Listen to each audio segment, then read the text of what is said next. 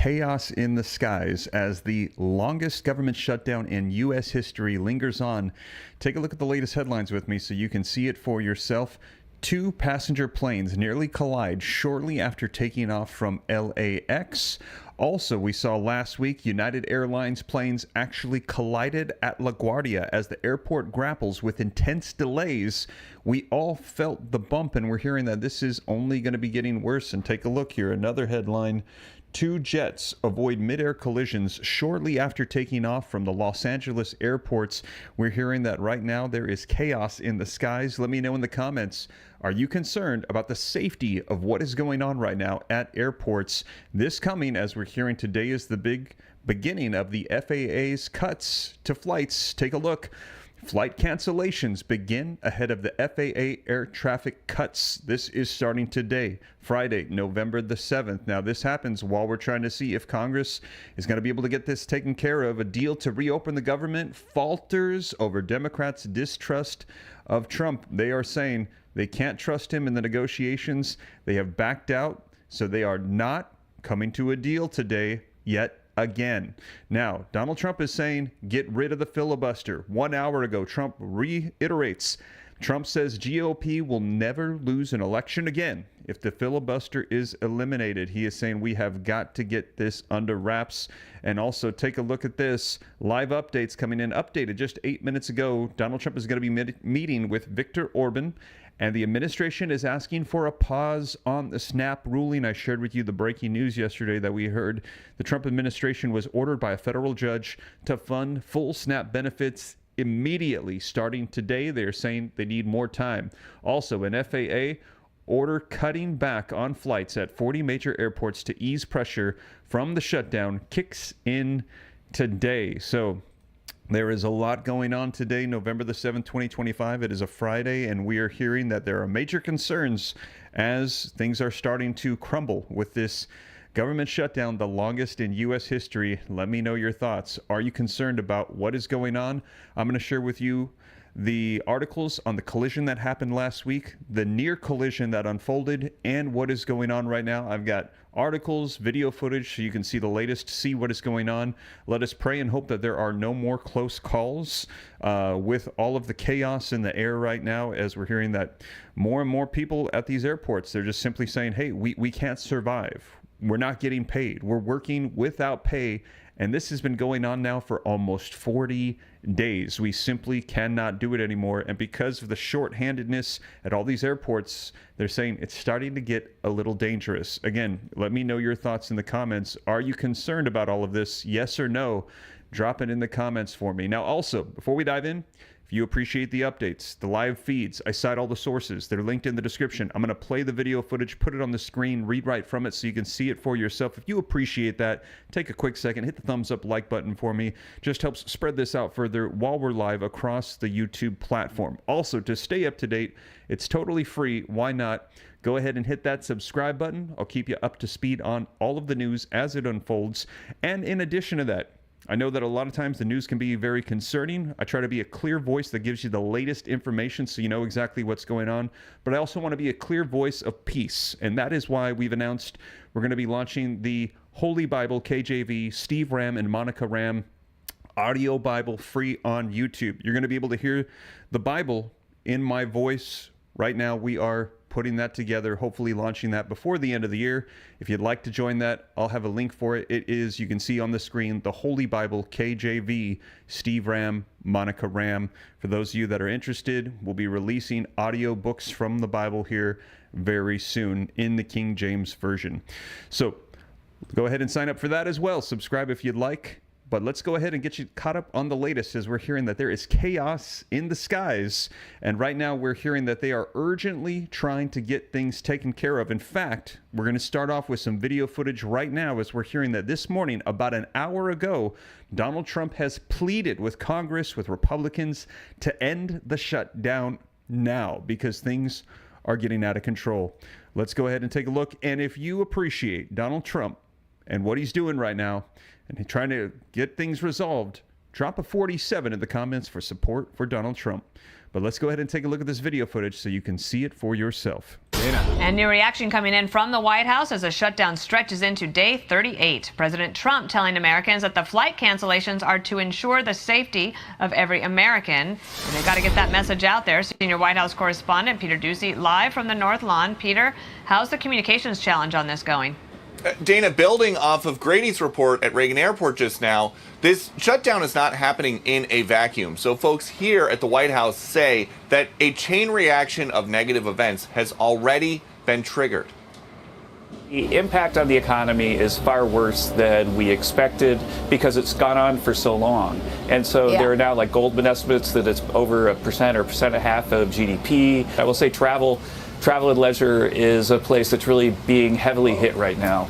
And if it continues to get hit, if the air travel thing goes south for another week or two, then you could say that they would have at least a near-term downturn. What do you do about it? President Trump says Republicans terminate the filibuster and bring back the American dream. If you don't do it, the Dems will, and you'll never see office again.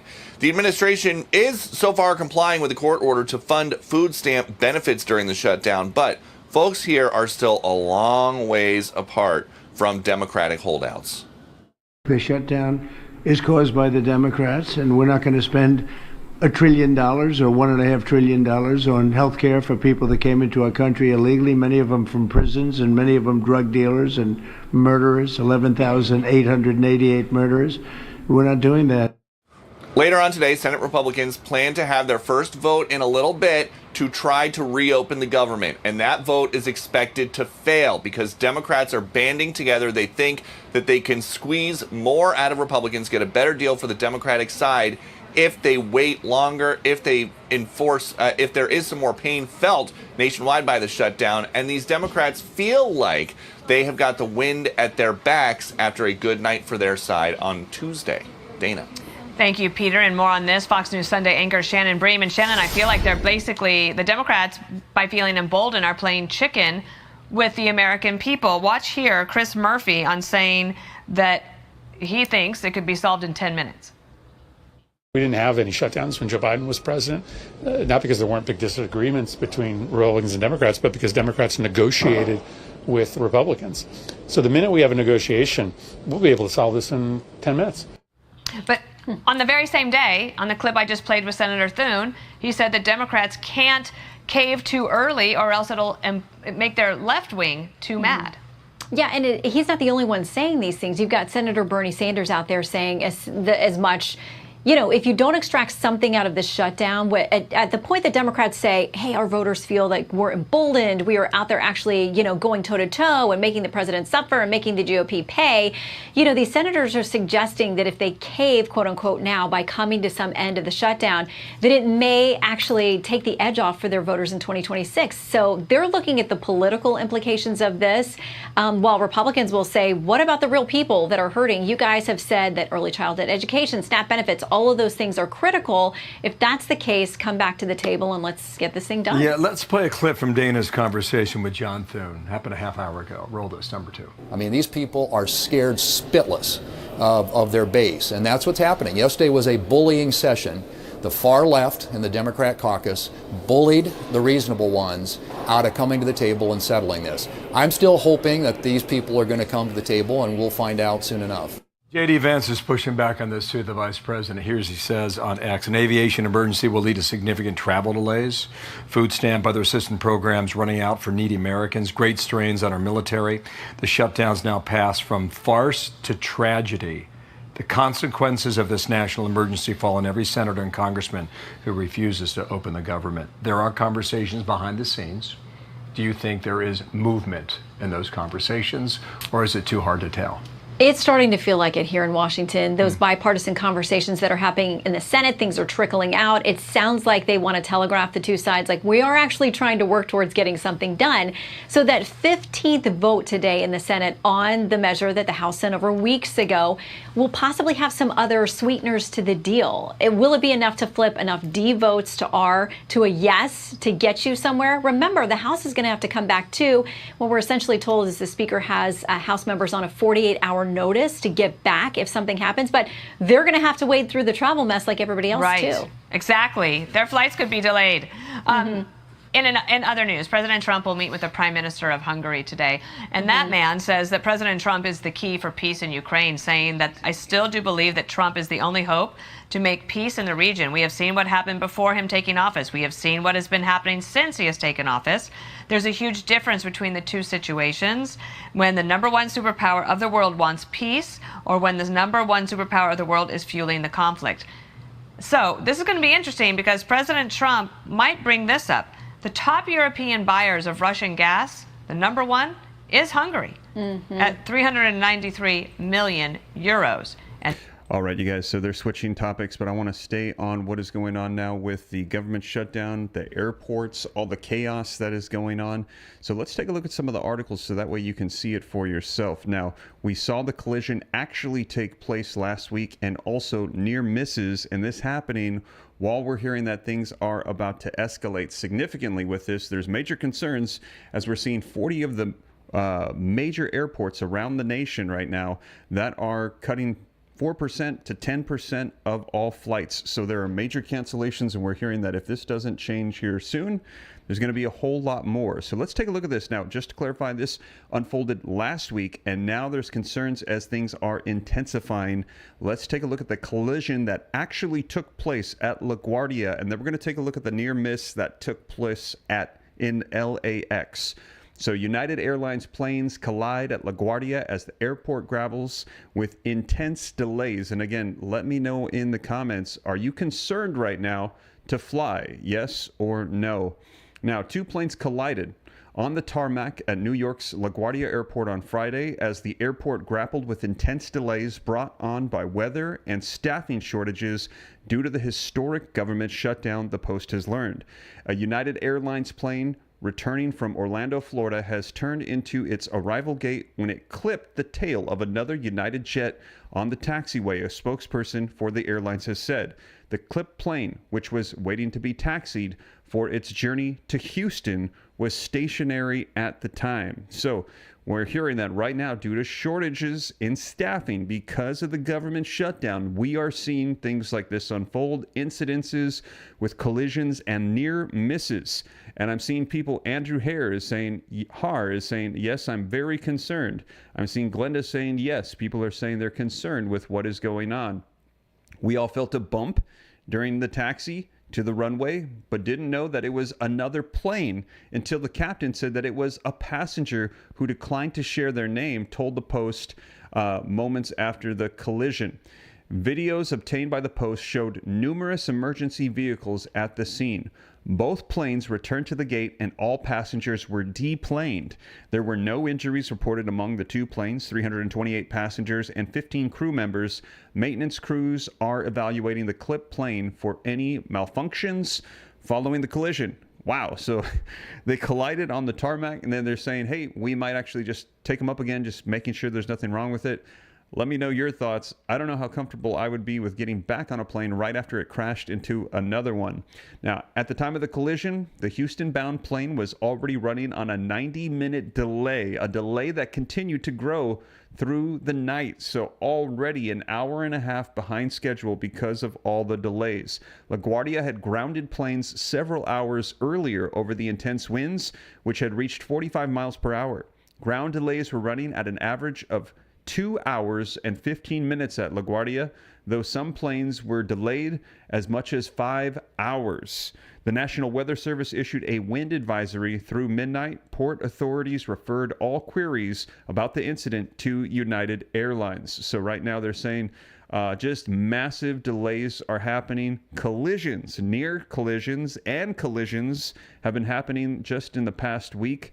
They're saying that it is likely going to get worse now with what is unfolding today, November the 7th, 2025. LaGuardia Airport did not respond to a request for comment, and the FAA could not because of the government shutdown. Airports across the country were already grappling with air traffic control staffing shortages, which Transportation Secretary Sean Duffy predicted would cause disaster if the shutdown continues into November and into the holidays.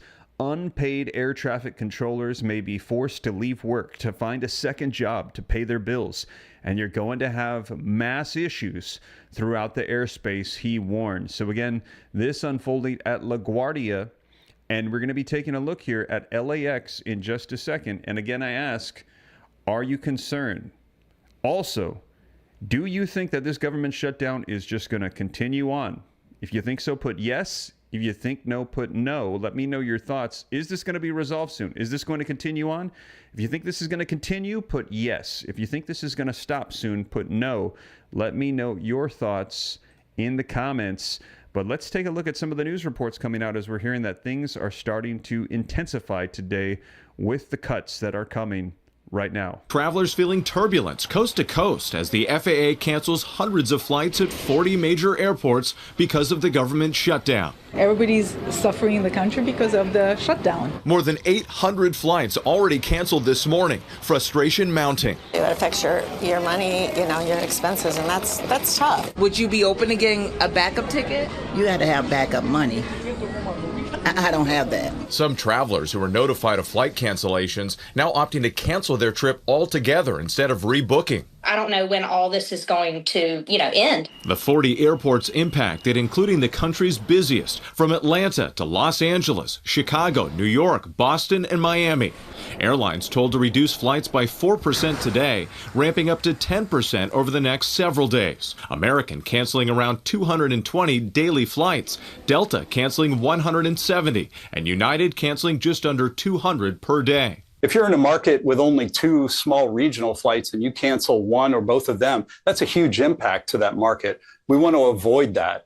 And so what we're doing is really spreading it around the system. The Trump administration says they're trying to ease the strain on 13,000 air traffic controllers, but some critics argue it's just a move to pressure Democrats to reopen the government as the shutdown reaches day 38. This as more than 60,000 TSA agents are also working without pay. These essential workers forced to decide if they can even afford to keep showing up on the job. This is the little bit that is in here. This is enough to hold over for maybe another week. The fridge is pretty much empty. Maggie Sabatino is a lead TSA agent in Philadelphia and a mother of 2. We were told if you call in sick, you have to provide medical documentation. When I call out, I tell them the truth. Can't afford childcare. So you can see the impact here. The airlines say for passengers who are going to experience a canceled flight, they hope to be able to notify them a day in advance and then rebook them on another flight. For passengers who do not want to be rebooked, they are entitled to a full cash refund. Wow, there you have it. You heard that one passenger say, in order to have a backup ticket, you got to have some backup money. And she said, and I just don't have that right now. This morning, flight reductions at 40 major airports are beginning to take effect. The FAA has ordered airlines to reduce flights at so-called high-impact airports by 4% this morning. That will gradually increase to 10% of flights by next Friday. Airlines not following the rules will be hit with a $75,000 fine per flight over the limit. This is going to be huge. So on a given day in the U.S., there might be 100 to 200 flights canceled. This is going to be 4,000. And mind you, it's not just canceled flights. Because of these canceled flights, there's going to be thousands more delays as well. And by the way, the 10% is just a starting point. They could ramp that up as more and more controllers call out. The FAA says the air traffic reduction is needed for safety because of the shortage of air traffic controllers and TSA agents during the government shutdown. They're being forced to work without pay, and many are calling out sick. American Airlines beginning today will cancel about 220 of its 6,000 daily departures. Delta is canceling 170 per day, and United fewer than 200 per day through Sunday. It compares the impact to that of a medium-sized storm and says half of passengers on flights canceled today rebooked on other flights within 4 hours. If you're in a market with only 2 small regional flights and you cancel one or both of them, that's a huge impact to that market. We want to avoid that. And so what we're doing is really spreading it around the system. Multiple airlines are offering refunds and free changes for impacted flights. And while travelers are frustrated, my sister and I both were planning on going there and flying to Raleigh and surprising our parents. So it was definitely, disappointing. Airport workers are struggling. When I call out, I tell them the truth. Can't afford childcare. This is enough to hold over for maybe another week. Another major issue during the shutdown is government food assistance. A federal judge yesterday ordered the Trump administration to provide full SNAP benefits to states by today. The administration had previously said it would use emergency funds to only partially fund the benefits. Vice President J.D. Vance last night pushing back. You have a federal judge effectively telling us what we have to do in the midst of a Democrat government shutdown, which what we'd like to do is for the Democrats to open up the government. Of course, then we can fund SNAP. And the administration is appealing the judge's order, once again leaving 40 million people who rely on SNAP benefits in limbo.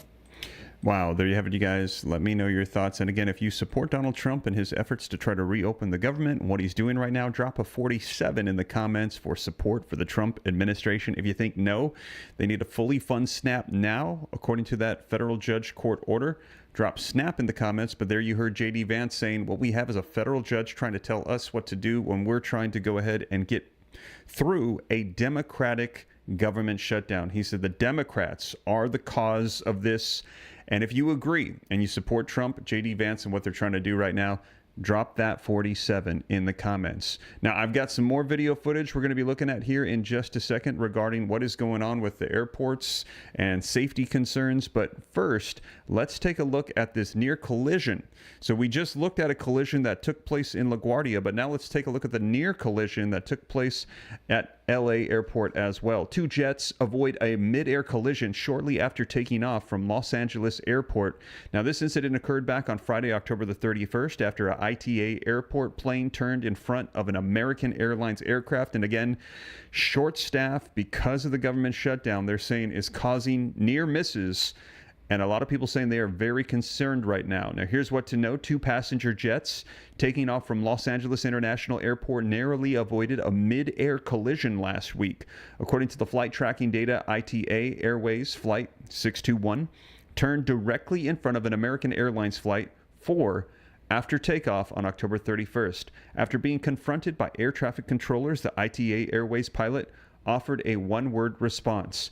Two passenger jets flying near Los Angeles International Airport last week nearly avoided a mid-air collision, according to an air traffic control radio recording. On Friday, October the 31st, Italian airline ITA Airways Flight 621 departed runway 24L for Rome around 4:11 p.m. local time, per FlightAware. Just a moment later, American Airlines Flight 4 took off towards New York City from runway 25R. As soon as the ITA Airbus A330-900 took off, flight path data showed that it immediately began to bank to the left in front of the runway 25R. Now, American 4 traffic, stop your altitude climb, an air traffic controller tells the American pilot in a radio recording obtained by YouTube channel VAS Aviation. American 4 traffic ahead of and to your left, 1 mile, they said. So they tried to warn them. But again, issues, short staffing, a lot of concerns right now. JWTV, thank you for the $2 super chat. It says they shut down the quake and tsunami detection system. Oh, wow. I'll take a look at that. Thank you for letting me know that as well. Now, reading on, this says, after the American flight turned south and the ITA flight continued west, an air traffic controller piped in to clarify what happened. American 4, yeah, sorry about that, someone says. Traffic off the north side just turned to the south on their own right in front of you guys. Yeah, no worries, appreciate it. We noticed that, the American pilot responded. Kevin Ray, a YouTuber who was live streaming takeoffs and landings at LAX last Friday, tells CBS News that he thought something strange had occurred. It immediately made a left-hand turn, basically over Dock Valor Beach, which is not something that you would see unless it was approved by an air traffic controller. Basically, a left heading in the direction of American 4. Air traffic controllers then confronted the ITA pilots over the radio. You should have been runway heading there. Or you should have been runway heading there. Is there a reason you turned to the south, they asked. Sorry, the pilot said in a one-word response. Wow, so there you have it, you guys. Near collisions taking place. Also collisions actually taking place at LaGuardia, we just saw. So right now, a lot of concerns about what is going on, and a lot of people saying they are very concerned, as we're hearing that right now things are significantly escalating as this government shutdown is continuing on. Let's take a look at more video footage of what's coming out on this. Happening today, the FAA is cutting 4% of the flights at 40 busiest airports across the country, as it plans to gradually cut 10% of flights by November 14th if there's not an end to the shutdown. And we're already seeing the effects today, with over 500 flights delayed and over 800 flights canceled. Frontier Airlines CEO suggesting passengers buy a backup ticket on another carrier that departs after the first ticket. That way, if your flight cancels, you have the immediate backup. But that also presents challenges, too. Is anyone going to find any available seats? Travel expert Brian Kelly, a.k.a. The Points Guy, joins us now. Brian, you were just checking everything. You think we got to be proactive if you're a traveler now? Absolutely. At The Points Guy, one of our writers had a flight canceled for Sunday, Houston to Fort Lauderdale, and she didn't even get an email. So she was just checking in her online United account and saw that it was canceled. So she was able to snag seats. They didn't automatically rebook her. Right. You know, the airlines here, they're just trying to figure this out last minute. You may not get an email for a while, so be proactive. Especially if you booked your ticket through an online travel agency, the airline probably doesn't have your correct information. So get the airline record locator and put in your correct contact information, and keep going to that airline's website to check to see if there have been any changes. And just make sure you put your cell phone in. Absolutely. Because then you'll get your text messages. That's quicker. And get the airline app. Phone wait times are crazy, but the airlines actually have done a good job. You can go into the app and select a different flight, or all the airlines are offering free cancellations if you don't want to take the delayed flight, or if you simply just don't want to travel. So right now it's 4% cuts, but it's gradually going to go up to 10% cuts. And the recommendation by the CEO of Frontier is interesting, because that also complicates things. Because if I'm on Frontier and then I book Delta, just in case, I've taken a seat away from somebody. I was shocked. You know, as a travel expert, I always tell my friends, you know, that's what I do. When I see if I'm on a flight and it's getting delayed, I'll use my frequent flyer miles, book on a different airline. Because what people don't realize, with airline miles, you can cancel until departure free of charge and get all your miles back. So that's what us experts have been doing for years. The airlines always frown on that, right? Because it makes it hard. So to hear that from an airline CEO is pretty shocking, and it just kind of shows just how unprecedented these times are. In a way, though, I give him credit, because he's thinking about the passenger first. He's trying to be savvy, but you know, a lot of people say, well, that flight was sold out. Next thing you know, there's 12 seats available. So just interesting, you say turn on your alerts, have email up to date, make sure your phone number is on the reservation. I know the big difference. You get constant updates. Make sure the airline has your contact information, so you'll know what's going on. When you say 4%, I'm thinking to myself, that's not a big deal, but put numbers behind it. Yeah, on a normal day, 100, 200, maybe 250 flights will be canceled for normal reasons, whether we're going to get up to 4,000 flights a day. And mind you, our air traffic system is interwoven. So one flight cancellation, they don't just take that flight up. That plane then can't get to the next destination and the next. And what's happening here, there's an open wound, right, with air traffic control. There's not enough working. 80% in New York called out last week. So this is like a Band-Aid on a gushing wound. And, you know, yesterday there were 3-hour departure delays out of Boston and New York on a nice, clear weather day due to air traffic control staffing. So even if your flight's not canceled, go to the bathroom. I'm not joking. Go to the bathroom before the flight takes off. Pack snacks. Pack your own water. Flight attendants aren't going to be able to give it to you on an active taxiway. You know, you really need to be proactive and plan for long waits. Be a survivalist? It's really, in I hate to be alarmist. I don't want people to panic. Most flights are still going to go out, especially international. People going internationally, do not worry. None of those flights have been canceled. Red eyes are fine, but you really need to plan ahead and stay ahead. And if your flight is canceled, you know, take the first action. And always know, if your flight's canceled, you are owed a full cash refund. Never take an airline voucher. The airlines may try to, we'll give you a voucher. Never take the voucher. Always get a refund if you don't want to fly. So Dennis Tager is the spokesman for the Allied Pilots Association. Dennis, welcome to you. I'm thinking, based on what we just heard Eric reporting there, I'm thinking about the ripple effect that we're going to see as a result of this. So then you've got your flight's canceled or it's delayed, and you've got to get somewhere. So what do? You get on the phone. Then you call these workers who are going to have to be employed to help you change your tickets. I mean, this is a massive, massive disturbance to air travel. Where do you see this going? Well, you mentioned all the things that are near and dear to our heart, but as a captain myself, flying the line, we're with Secretary Duffy.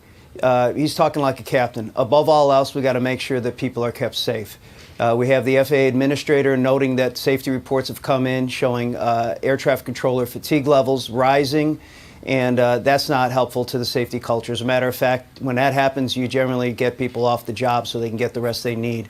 So what we have here is the crossroads of safety and reliability, and as Secretary Duffy has said, and we stand with him. Our president of the union stood with him at the press conference with Vice President Vance, saying enough's enough. This is nibbling in on the safety margin, and we're not going to allow that. So he's taken these more dramatic steps to ensure that the safety margin is protected above all else. And let's be blunt on this. There is a righteous and noble political fight happening, but it does not need to be in my cockpit. We have got to protect the air system, my airplane, the airplanes that are out there from this political debate. It needs to be had. But we have actually formally endorsed a clean CR, not as a political position, but as something that takes immediate action that gets us to clear skies. Because beyond safety, you talked about the Thanksgiving holiday, there are things happening today that will impact the Thanksgiving holiday staffing as far as pilots go. And happy to talk about that. Because to be clear, that's the way you see it, right? I mean, if Democrats would pass the clean CR right now, at this moment, I mean, things would immediately improve, correct? These are the things, we're traveling at near the speed of sound, and the government right now is working at near the speed of molasses. There was talk about getting further briefs about the safety implications. Speaking as a captain, sometimes when you're up there at that altitude, several miles above the earth, you've got to make captain's decisions, captain's emergency authority. There's not enough time for elaborate briefs. You work with your crew, and they assist you in getting it done. And right now, we're a part of that crew, and Secretary Duffy is leading it. And we like the direction he's going. Sure, there are going to be commercial interest involved, but hopefully this slows down the uncertainty of day-to-day, hour-to-hour delays. Yeah. Right now, with these delays, pilots start to time out. They misconnect. Then we start to use reserve pilots. Those reserve pilots have a limited amount of hours for November. Our airlines plan for Mother Nature, but we don't plan for government nature. And so this is only going to use them at a time when they weren't really expected to be used at such a level. So we're seeing nibbles at this Thanksgiving turkey right now, and that's not going to be helpful. So this needs to end now. Yeah, I mean, you mentioned something I said at the top of the hour. These are government-induced delays and cancellations. What happens when the weather turns and you start to get busier airports because of the holidays, et cetera? This is the latest numbers, brand new numbers, by the way. This is as of the noon hour Eastern time. The number of delays today, this is today, and it's only 1 o'clock on the East Coast. 2,617 delays. You think about the number of passengers and pilots and crew in airports affected by this. And cancellations now have mounted to 53. You bring up probably a lot of questions in viewers' minds as they hear you talking. The air traffic controller fatigue, pilots having to make clutch decisions. This is Sean Duffy earlier saying that some air traffic controllers are not coming to work, so they have to cut these 10% of these flights. This is what is happening. Listen. We were seeing increased pressure in these 40 markets, and we looked at the data. This was data driven, and so taking 10% of the flights out will reduce that pressure, which is what we want to do. Now, does that mean there's going to be no delays? No, Brian. There's potentially still going to be delays. So people at home are probably wondering at this point, with the fatigue, the cancellations, the limited workforce, and still things aren't opening. Are people safe to fly? Absolutely. And I know it sounds alarming, fatigue calls, people not coming into work because they're fatigued. That is our comfort zone. Knowing you're not on the job when you're not 100% in the game is a safety decision. So those air traffic controllers are already understaffed. They've been in a system that has antiquated underinvestment in the technology. Secretary Duffy's trying to fix that and Congress voted bipartisan, some $12 billion to fix it. All of that momentum is going to be crushed by this. So we've got to change this now. And air traffic controllers, they don't come to work when they're not fit for duty, nor do pilots.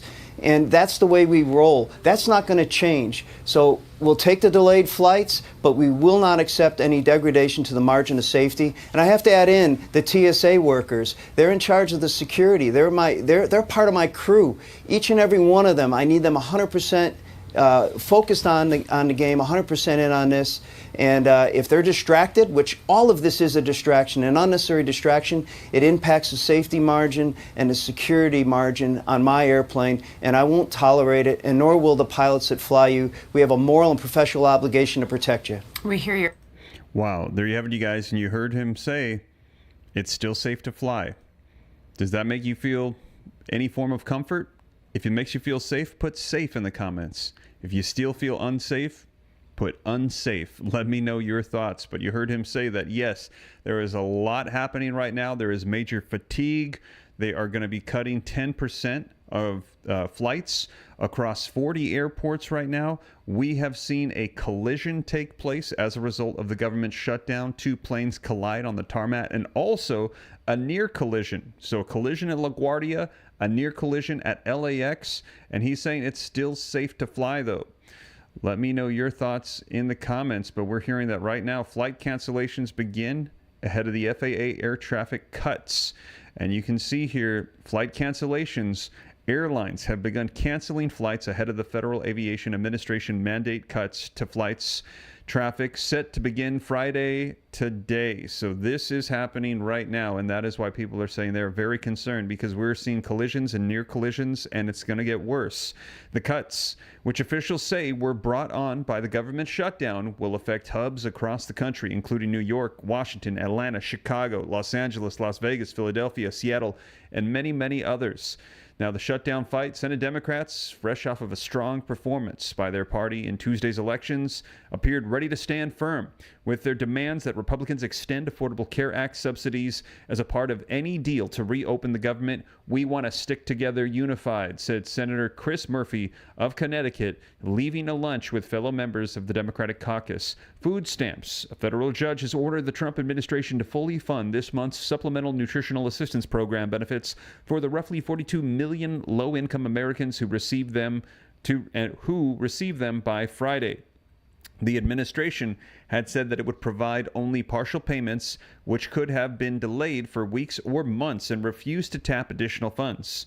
The Justice Department said it would appeal. So, man, things are definitely getting intense, and we're hearing that right now the Democrats, they are not budging. Now, I have a poll in the comments right now, and the question is, who is most to blame right now for all of the chaos, the government shutdown, the collisions and near collisions, the no SNAP benefits, all of the things that are unfolding right now with chaos across the United States due to the government shutdown? Is it the GOP and Trump? Or is it the Democrats and Schumer? We've literally heard them say this is the Schumer shutdown. Let me know your thoughts in the comments. But Donald Trump is saying, get rid of the filibuster. If we eliminate it, the GOP will be good. Let's go ahead and take a look at this article so that way you can see the latest coming out on this. President Donald Trump rattled off a list of GOP policies that would benefit from eliminating the filibuster on Friday, including the assertion that Republicans would never lose another election if the Senate procedure were abolished. Now, if you agree and you like what Donald Trump is saying and you think we should get rid of the filibuster, drop a 47 in the comments. If you think no, put no. Now, the president listed banning mail-in voting, ending cash bail, and changing voter ID laws as some of the legislation the GOP could pass through Congress with a simple majority vote. Trump floated axing the filibuster last week as Congress is locked in a stalemate over reopening the government. The shutdown became the nation's longest ever earlier this week, and there is no indication that it will be ending anytime soon. Wow, we're approaching 40 days. Things are starting to crumble regarding the airports. We've got the SNAP issues. And just to clarify, there currently is no end in sight. If the Democrats are going to do it, I'm saying Republicans should do it before they get a chance, Trump said Friday during a bilateral lunch with Hungarian Prime Minister Viktor Orban. Again, that is news coming out today. I think only a foolish person would be against that, especially when you realize that these are crazed people, he said, referring to the Democratic lawmakers. The White House referred Axios to the president's earlier comments when asked about his remarks. So he is saying it is time for them to put an end to the filibuster. And again, if you agree with Donald Trump, drop a 47 in the comments. If you think no, put no. Let me know your thoughts. But right now we're hearing that that is what they are proposing as things are intensifying. Now, let's get some more news coverage. Media outlets have been covering this left and right because a lot of people are very concerned about what is going on, especially after seeing collisions and near collisions at airports. Let's begin this morning with the breaking news at the nation's busiest airports and with those airlines telling their customers that are scrambling as government-ordered flight reductions kick in. FlightAware says nearly 1,000 flights have already been canceled this morning. Transportation Secretary Sean Duffy joined us on CBS Mornings and says the FAA had no choice but to make these cuts. Listen. We saw controllers working 6 days a week, 10-hour days. That pressure on the controllers were giving us numbers that were not troubling, but were concerning. And so my job is to be preemptive. To take preemptive action based on the data, which is what we've done. We'll share the data later with the airlines, with the Congress. But right now, it's about making the right decisions at the right time to keep people safe. We have to take unprecedented action is because we are in an unprecedented situation with a shutdown. All right, for more on this, let's go to one of the airports already seeing those cancellations. CBS News correspondent Meg Oliver is standing by at Newark Liberty International Airport in New Jersey. So, Meg, what are you seeing? How are things looking down there? And how does what you're seeing at Newark compare to what folks are seeing across the country? What if you only traded 0 DTE options around events that are 100% guaranteed to happen? We found a company. Great to be with you, Vlad. So far, pretty smooth sailing, I would say, here at Newark. Take a look behind me. We're in the busiest terminal, Terminal C. Barely any lines. It's only taken about 2 minutes to get through security. But remember, this all just started with the 3% reduction in flights at 6 a.m. this morning. So far, less than 50 flights have been canceled here. JFK and LaGuardia are faring about the same.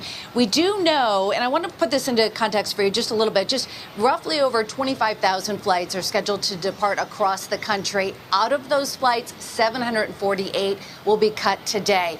Many of the airlines are saying that this is going to impact regional flights much more than those bigger hubs. I talked with one woman who is flying to South Bend, Indiana this morning to see the Navy Notre Dame game with her son last night. She wasn't taking any chances. She switched her flight to Chicago and rented a car. A lot of people are anxious if they have flights this weekend. We've been talking to people across the country. Let's hear what they had to say. I was invited back to Alabama for Thanksgiving, but I decided, I'm not going to take my chances. Unfortunately, I'm going to have to tell my job that I'm going to be late, which is going to impact me in so many other ways. But yeah. So you're just fingers crossed that everything. Yes, I'm praying that they get this together because this is horrible. It crossed my mind, like, should I really go? It's for fun. But I'm going to go and chance it and be at work on Tuesday. So what can you do if you do have arrangements to fly this weekend? Start contacting your airlines today. See if you can rebook, get on a different flight. They are working with people, waiving fares. A lot of people, though, they're just opting to drive altogether. Hertz told us they have seen a 20% increase in one-way rentals this weekend. Vlad, everybody knows somebody traveling in the next few weeks. My mom, Nana, she's in California. She's supposed to be coming back here on Sunday. I'm a little concerned. She has to get through a regional flight first before she hits LAX. So fingers crossed for everybody trying to venture out this weekend. Oh, no, Nana. Hopefully she makes it, Meg. I know. Yeah, let her know we're rooting for her. Exactly, fingers crossed. All right, Meg Oliver from Newark Airport this morning for us. Meg, thank you. Meanwhile, a federal judge has ordered the Trump administration to fully fund federal food assistance and restore benefits for 42 million Americans. The judge criticized the administration for ignoring his order last week to quickly restart payments for SNAP. CBS News White House reporter Aaron Navarro joins us now for more. Aaron, tell us about this latest ruling and how the administration is reacting. Yeah, Vlad, the judge here essentially laid into the Trump administration saying they weren't dispersing SNAP benefits fast enough, saying that they're withholding them for, quote, political reasons, referencing the president's post earlier this week threatening to withhold SNAP benefits if Senate Democrats don't reopen the government. Remember, the administration said earlier this week that they would restore about 65% of benefits for the month, but has repeatedly said due to logistical and technical hurdles that it will take time for people people to actually get and use these benefits. The judge here in Rhode Island said that that's not a good excuse, said the Trump administration should tap into contingency funds. The Justice Department has appealed this ruling, called for an emergency stay, signaling that they're fighting this legally and is doing everything they can to not pay out the full benefits by the end of today. Vice President Vance was also asked about this last night. Take a listen to his remarks here. It's an absurd ruling because you have a federal judge effectively telling us what we have to do in the midst of a Democrat government shutdown, which what we'd like to do is for the Democrats to open up the government. Of course, then we can fund SNAP, and we can also do a lot of other good things for the American people. But in the midst of a shutdown, we can't have a federal court telling the president how he has to triage the situation. A spokesperson for the Department of Agriculture blamed Senate Democrats for continuing the shutdown and compromising, quote, not only SNAP, but farm programs and food inspection. The White House referred reporters to the Office of Management and Budget, but they have not yet responded for comment. But President Trump, as there are more flashpoints from the election to this, giving pressure to Republicans to end the government shutdown, posted on Truth Social this morning in a message, presumably to Senate Republicans, quote, just say no, terminate the filibuster. Wow. All right. Aaron Navarro reporting from the White House this morning. Aaron, thank you. Take care.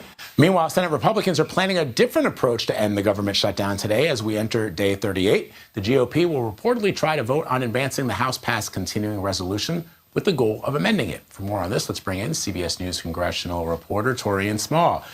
Torian, tell us about this new approach.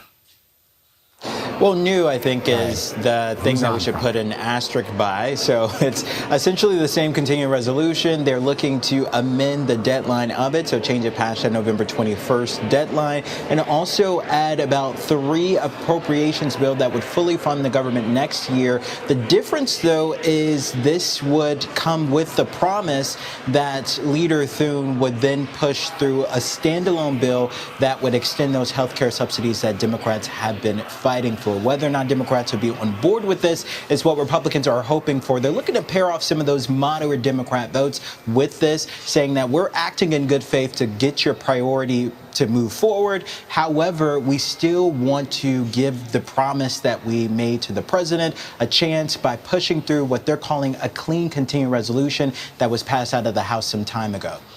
So House Speaker Mike Johnson says he won't commit to a vote on health care subsidies. So how will that impact those promises laid out in this new GOP plan? Yeah, Democrats are looking at that and saying this is the reason why we haven't been cooperative. They've been saying for a while now, Vlad, that this is the best leverage they have, and they just can't trust not just Speaker Johnson, but also President Donald Trump will keep their promise to go forward with any type of expansion of health care subsidies. And that's only one of quite a few demands that Democrats are looking to include in this conversation. They also want to ensure that the president could have guardrails when it comes to appropriations that were previously allocated. They want to ensure that the president won't tap into pocket rescissions that we've seen before to pull back or claw back at previously appropriated spending like we've seen before. They also want to halt any more reduction in forces. They want to ensure that federal workers aren't fired after the government is reopened. Again, that's a big point of contention for the parties here in the Senate. So we'll see if Democrats will play ball with Republicans when this comes to the floor for a vote, but it's unlikely that Democrats will move, considering the fact that Speaker Johnson already telegraphed where his chamber will go. So let me ask you about this. Republican New York Representative Elise Stefanik has announced that she plans to run for governor. What are the implications here in New York State? Well, yeah, Vlad. All right, there you have it, you guys. So they're switching topics, but I wanted to stay focused on what's going on right now with the government shutdown. And let me know your thoughts. Are we going to get through this anytime soon? We have never been in a government shutdown this long, ever. This is the longest in U.S. history. We're hearing that things are crumbling regarding the airport flights. I actually just had a friend message me right now that he is on a plane that was supposed to fly, and he was just told while on the airplane right now that they are going to be delayed sitting for the next 2 hours while he's on the plane. So he thought he was good, and now he's hearing there are major delays happening at this very moment. So it's just starting to get worse. Do you think that they're going to have an end to this? Is there going to be an agreement anytime soon? Let me know your thoughts in the comments, yes or no. Is this going to be coming to an end soon? We're hearing that we are approaching 40 days. We've already hit the longest in U.S. history. Let's take a look at what they're saying right now with live now from Fox with Maria. The Democrats have no moral high ground to stand on when it comes to good governance. They don't know what it is.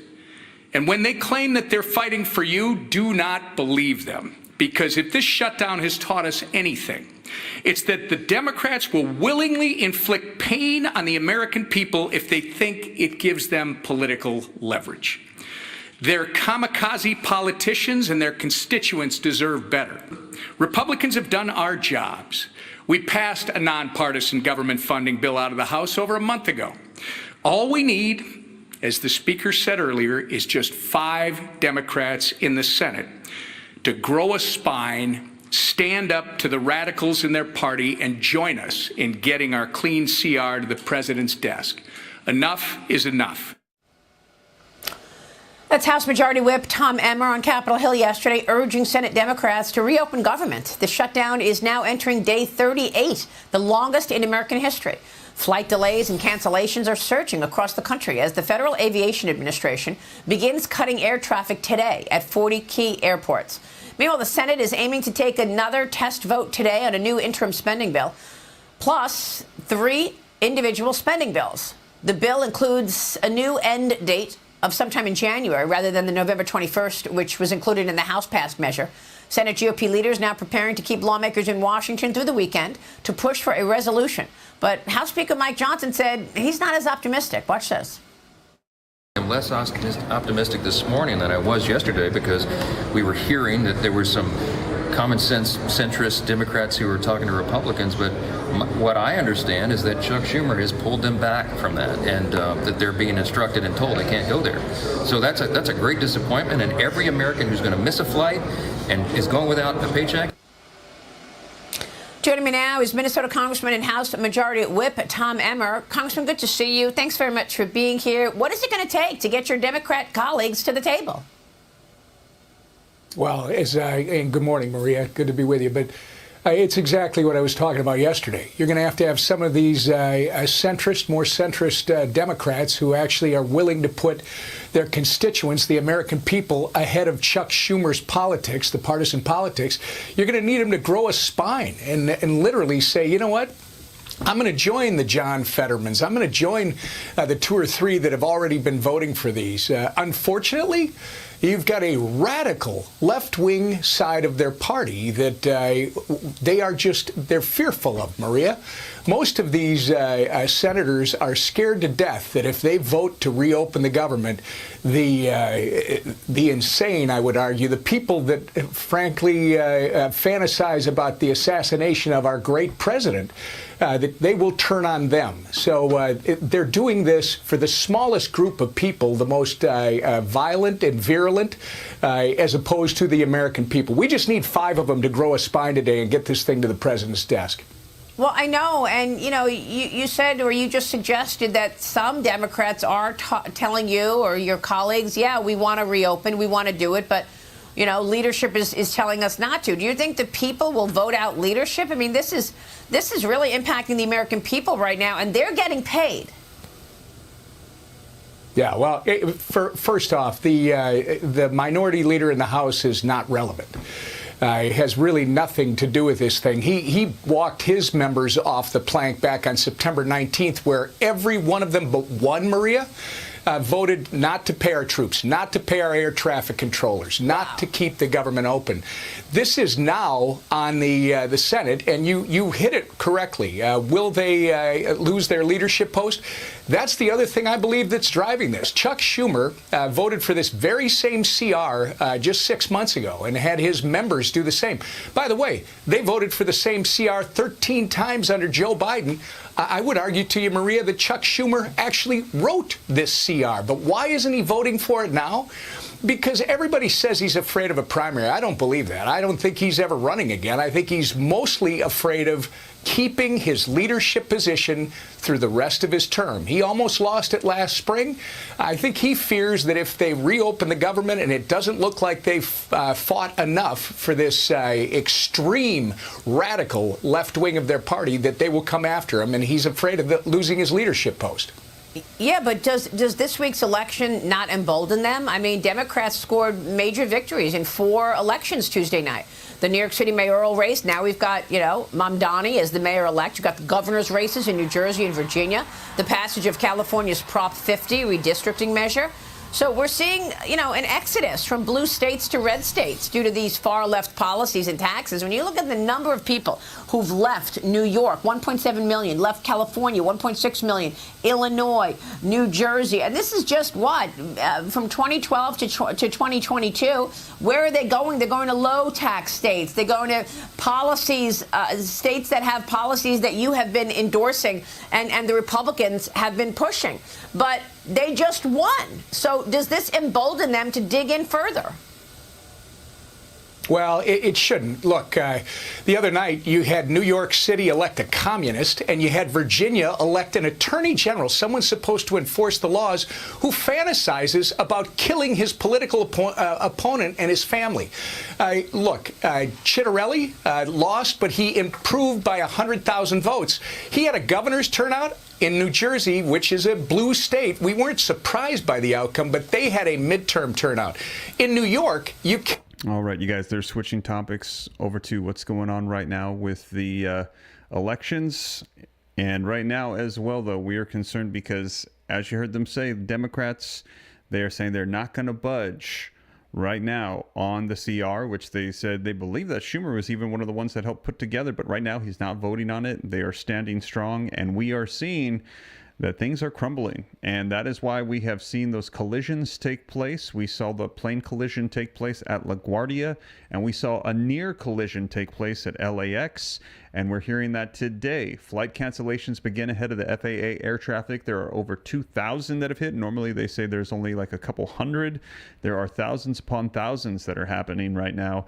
And actually, as I just mentioned, right now while I'm live, I got a buddy that was going to fly into town, and he told me that he's sitting on the plane, and they just told them while they're sitting on the plane, well, there's a delay of almost 2 hours. You're just going to be sitting on the plane for the next 2 hours. But at least it wasn't canceled, I guess. I guess you can look on the bright side, but let me know your thoughts. Where do we go from here? What's going to be unfolding? I'll be sure to keep you up to speed here on the channel. Be sure to say a prayer for our nation. Drop a praying hands if you're a praying individual here on the channel. And also, if you're interested, we're going to be launching that new channel, the Holy Bible KJV. You're going to be able to hear the Bible in my voice. I want to be a voice that brings you the news, but also a voice of peace as well that can bring you clearly the Bible. If you're interested, that's going to be pinned in the comments. But thank you guys so much for joining me. I know there's a lot going on. I'll continue to do live streams, keep you up to date on all of the latest. I'll see you in the next one. Take care. God bless.